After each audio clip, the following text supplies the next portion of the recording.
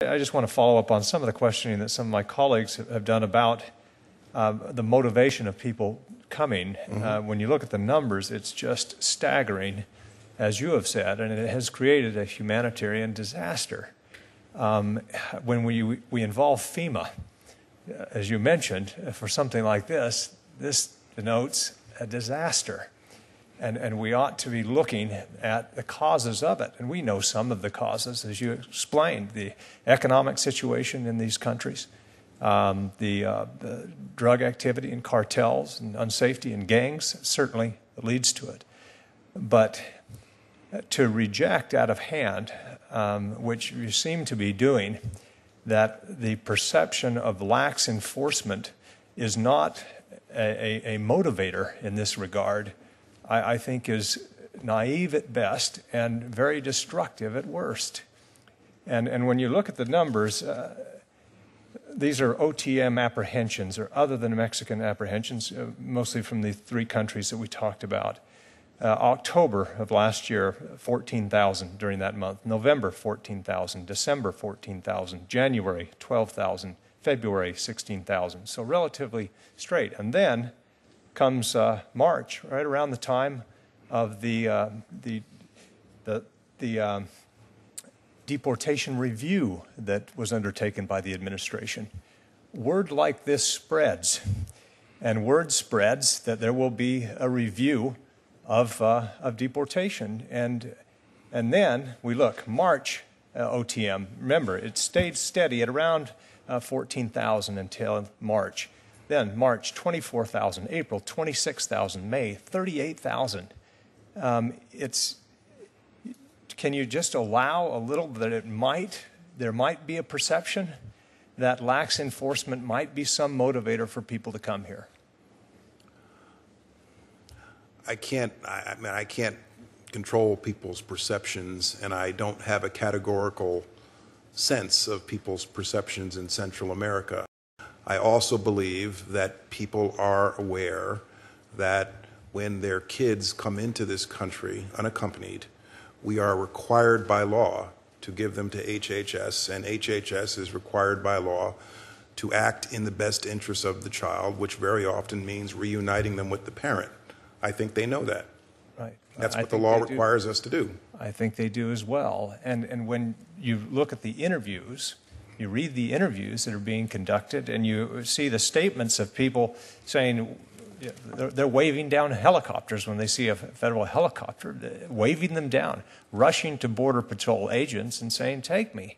There is a perception of lax enforcement that will allow them to get a foothold here. And that, I would submit, is one of the motivators, and a big one, in why we are having such a massive increase in unaccompanied minors and people from these countries that we're talking about. I don't think this is a blow to your ego, but what you say on these matters in those countries to these ambassadors or to media outlets in Guatemala or El Salvador and Honduras doesn't matter as much as what the president says. And it would be extremely helpful, in my view, in the view of many, and Senator McCain and myself just sent a letter to the president today pleading with him, make a statement, let people know that those who are coming now are subject to deportation, that that DACA and these other rules that may be reviewed will not apply to people coming now. Do you think that that would be a good idea for the president to make such a statement and for us to follow with public relations efforts in these countries? I do think that a robust public relations campaign in some form is vital. I do agree with that. All right. Well, whether it's the president or the president, officials from their own countries or what have you, I do believe that a robust, aggressive public relations campaign needs to be part of our strategy. I hope that the president, in particular, and you as well, will make such a statement, continue to make such a statement, and then launch a public relations effort in these countries, letting them know that people who come here will be subject to deportation, that they will not be able to participate in either the policies that the administration has pursued or the legislation that this body the Senate has passed and that the Congress will hopefully pass. You'd mentioned when we talked about motivations for people coming here, that you believe the primary motivation is the situation in these countries. I just have to say that conflicts with an internal unreleased document that I believe you have a copy of now that's been cited by the media, where interviews were done in the Rio Grande Valley by the sector intelligence analysts and others, interviewing 230 family units that have come across. This was in May 28th of 2014 is when this report was released, and asking, the main purpose of it was, to quote the report, was to determine the factors compelling the OTMs to migrate to the United States, in addition to other migration issues. And it says that of those 230, it said that the information, let's see, a high percentage of the subjects interviewed stated their family members in the U.S. urged them to travel immediately because the United States government was only issuing immigration permisos until the end of 2014. Obviously, it's bad information, but they believe that there is lax enforcement or some new program that needs to be addressed by this administration to let people know that that is not the case.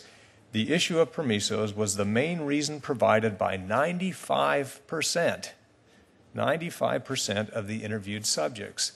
When we want to talk about the primary reason, 95% seems like more of a primary reason than the economic or security situation in their country. The second reason was related to increased gang-related violence in Central America. Remember, 95% listed as the primary reason, some expectation of a program that would allow them to stay.